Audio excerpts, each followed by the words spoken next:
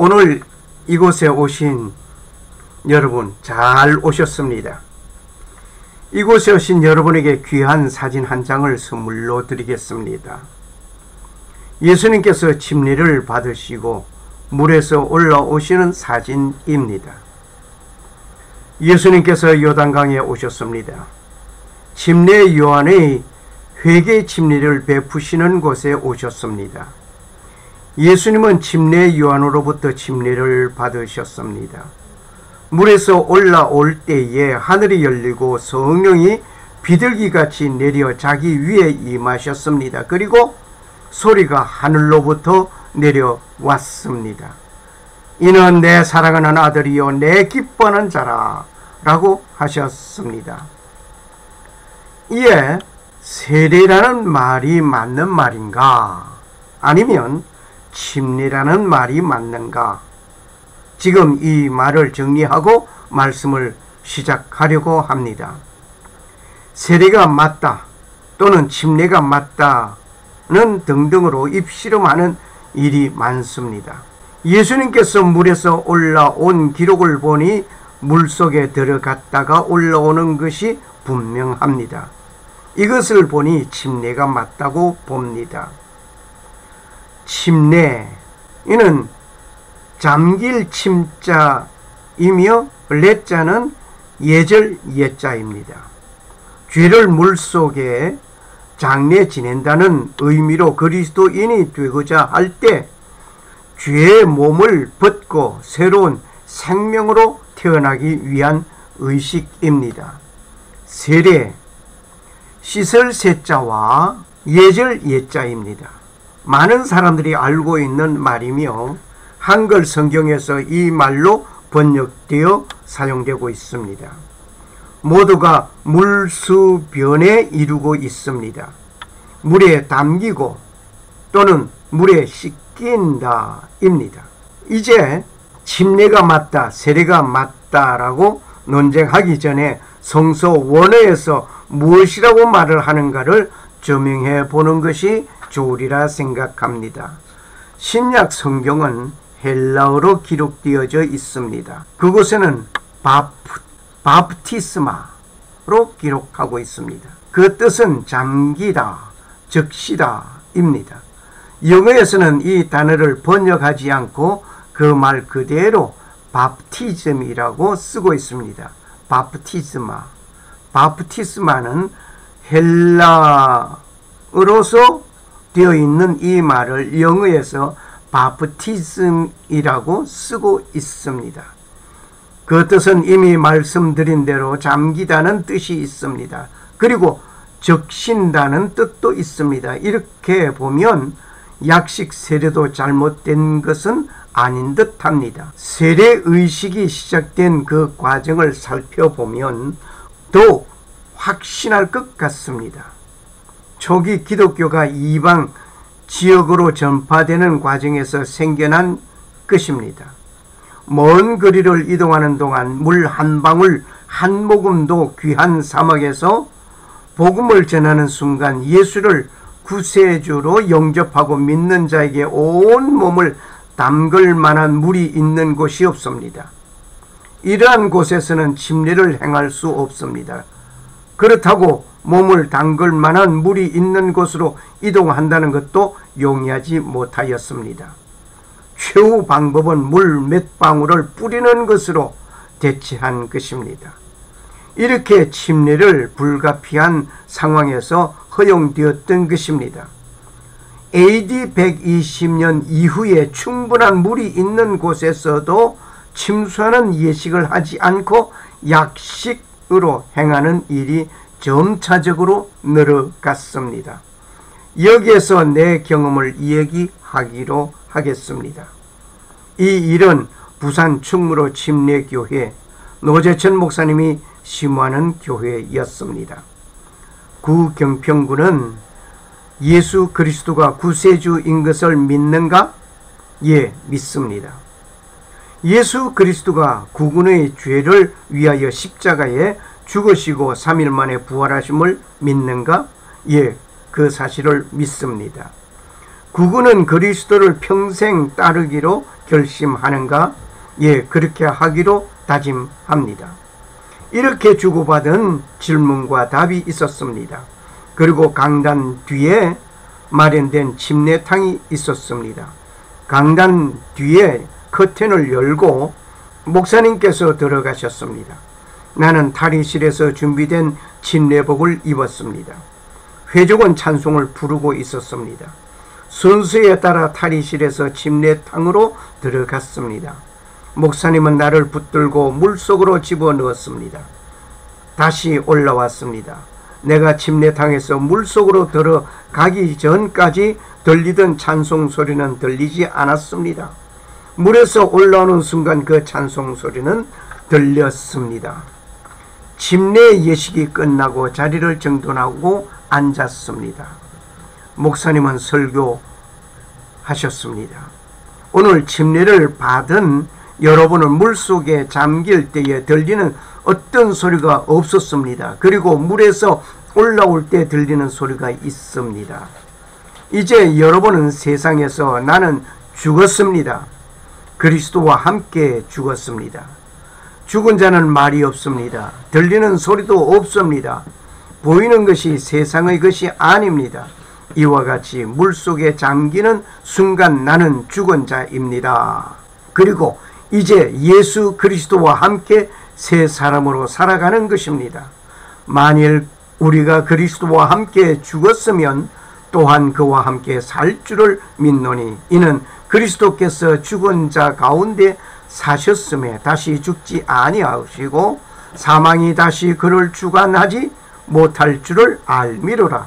그의 죽으심은 죄에 대하여 단번에 죽으심이요 그의 살으심은 하나님께 대하여 살으심이니 이와 같이 우리도 너의 자신을 죄에 대하여 죽은 자요 그리스도 예수 안에서 하나님을 대하는 산자로 여길지어다. 로마서 6장 8절에서 11절의 말씀. 이제 이렇게 나는 침례를 받았을 때 그 느낌과 감정은 44년이 지나는 지금도 생생하답니다. 이때에 예수께서 갈릴리로서 요단강에 이르러 요한에게 세례를 받으려 하신대 요한이 말려 가로되 내가 당신에게 세례를 받아야 할 터인데 당신이 내게로 오시나이까? 예수께서 대답하여 가라사대 이제 허락하라. 우리가 이와 같이 하여 모든 의를 이루는 것이 합당하니라 하신대 이에 요한이 허락하는지라. 예수께서 세례를 받으시고 곧 물에서 올라오실새 하늘이 열리고 하나님의 성령이 비둘기같이 내려 자기 위에 임하심을 보시더니 하늘로서 소리가 있어 말씀하시되 이는 내 사랑하는 아들이요 내 기뻐하는 자라 하시니라. 예수께서 침례를 받으셨습니다. 성령으로 잉태되어 탄생하신 성자 하나님께서 어찌하여 침례 요한에게 침례를 받으셨을까 하는 질문을 하면서 그 답을 찾아봅니다. 죄 없는 하나님의 아들이 회개의 침례를 받아야 하는가 하는 질문을 하게 됩니다. 침례 요한은 내 뒤에 오시는 이의 그 길을 예비하는 자로서 회개의 침례를 베풀던 자이었습니다. 예수님께서는 사역이 시작되고 나면 이 예식이 있을 수 없는 것이었습니다. 사역의 시작에 지금 의를 이루기 위하여 합당한 일이었습니다. 하나님의 구원 역사를 이루기 위한 것이었습니다. 이 예식은 죽음을 예표하는 일이었습니다. 물에 잠김으로 세상의 모든 소리가 닫히고 세상과 구별된 그 순간같이 되었습니다. 예수님께서 공생의 사역의 시작에 침례를 받으신 것은 죽음을 암시한 것이었습니다. 침례의 참된 의미를 부여해 주신 것 같습니다. 성령이 비둘기같이 임하였습니다. 주 여호와의 신이 내게 임하였으니 이는 여호와께서 내게 기름을 부어사 가난한 자에게 아름다운 소식을 전하게 하려 하심이라. 나를 보내사 마음에 상한 자를 고치며 포로된 자에게 자유를 갇힌 자에게 노임을 전파하며. 이사야 61장 1절 말씀. 이 예언의 말씀이 예수님께서 공생의 사역에 시작되면서 성취되는 일이었습니다.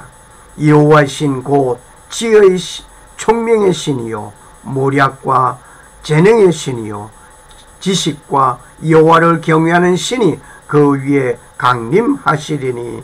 이사야서 11장 2절 말씀. 예수께서 공생의 사역이 시작되기 전에 침례를 받고 물 위로 오르실 때 여호와를 경외하는 신이 비둘기같이 그의 머리 위에 임하셨습니다. 그리고 이사야 선지자는 말씀하셨습니다. 내가 붙드는 나의 종, 내 마음에 기뻐하는 나의 택한 사람을 보라. 내가 나의 신을 그에게 주었은적 그가 이방에 공의를 베풀리라. 이사야서 42장 1절 말씀입니다. 성령으로 잉태되어 탄생하신 예수님께서 공생의 사역이 시작 전에 성령이 비둘기같이 임하였습니다. 이 일은 메시아 도래에 가져올 예언된 분임을 증명하면서 공식적으로 세상에 알리는 순간이었습니다. 하늘에서 들리는 소리가 있습니다. 하늘이 열리고 하나님의 성령이 비둘기같이 내려 자기 위에 임하심을 보시더니 하늘에서 소리가 있어 가로되 이는 내 사랑하는 아들이요 내 기뻐하는 자라. 마태복음 3장 16절 17절 말씀. 이는 내 사랑하는 아들이다. 하나님이 세상을 이처럼 사랑하사 독생자를 주셨으니 이는 저를 믿는 자마다 멸망치 않고 영생을 얻게 하려 하심이니라. 요한복음 3장 16절의 말씀. 하나님께서 그의 독생자 아들을 보내어 구속사역의 희생양 제물로 보내신 것을 공식적으로 선포하신 것입니다. 내 기뻐하는 자라. 한 나라가 국가를 상대하여 대사를 보낼 때 대통령이 싫어하는 사람을 뽑아 내보낼 일은 없는 일입니다. 일을 잘하고 능력 있고 마음에 드는 사람을 뽑아 보낼 것은 당연한 일입니다. 하나님께서 그가 기뻐하는 자를 보내는 것은 가장 귀하고 아끼는 자를 위한 것입니다. 하나님께서 그 지으신 모든 것을 보시니 보시기에 심히 좋았더라. 창세기 1장 31절의 말씀을 봅니다. 하나님께서 천지 만물을 창조하시고 그 자신이 심히 좋아하셨습니다. 인간이 범죄한 것 때문에 에덴 동산에 화영금으로 두르시고 땅에는 가시덤불과 웅큼기가 있게 되고 인간은 땀을 흘리면서 수고해야 하고 잉태하는 고통을 가지어야 했습니다. 심히 좋았던 세상을 회복하게 하기 위하여 하나님께서 기뻐하시는 자를 보낸다고 공포하는 순간입니다. 메시아는 이 땅에 왕으로 오셨습니다. 왕으로 오신 예수님은 권능을, 왕권을 가지고 지배하심이 아니었습니다. 종의 노래와 같이 고난과 가시밭길 같은 길을 걸어야 합니다. 고난과 죽음을 통하여 메시아의 구속 사역을 이루어야 했습니다. 서쪽 하늘 붉은 영문 밖에 빛이 누나 연약하신 두 어깨에 십자가를 생각하니 머리에 쓴 가시관과 몸에 걸친 붉은 옷에 피 흘리며 걸어가신 영문 밖에 길이라네. 한 발자국 두 발자국 걸어가는 자국마다 뜨거운 물 붉은 피가 가득하게 고였구나. 간악하다 유대인들 포악하다 로마 병정 걸음마다 자국마다 가진 권유 당했구나. 눈물 없이 못 가는 길 피 없이는 못 가는 길 영문 밖에 좁은 길이 골고다의 길이라네. 영생복락 얻으려면 이 길만을 걸어야 해. 배고파도 올라가고 죽더라도 올라가세.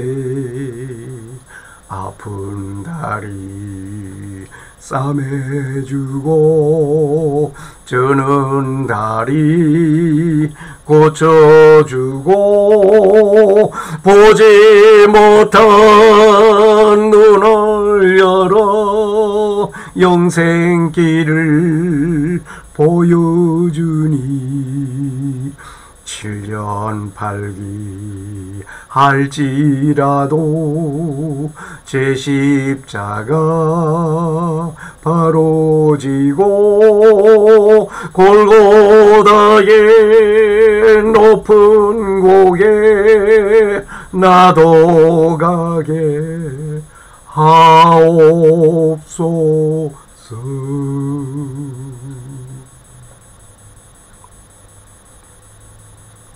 감사합니다.